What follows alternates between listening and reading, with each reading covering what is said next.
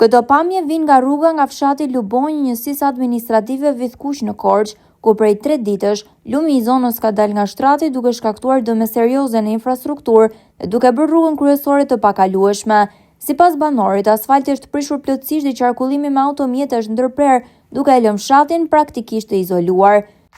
Lumi nga shirat ka dalë nga shtrati dhe ka prishur asfaltin nga punimet e dobta e për rrugët elektorale, e tashmë ajo ka dalë jashtë funksionit dhe është bërë e pakalueshme.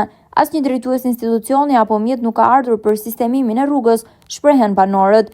Institucionet përkatëse nuk e ndjejnë si shqetësim, duke theksuar se situata po vështirëson lëvizjen e banorëve dhe gjithashtu po rrezikon dhe izolimin e zonës në një periudhë me rreshje intensive.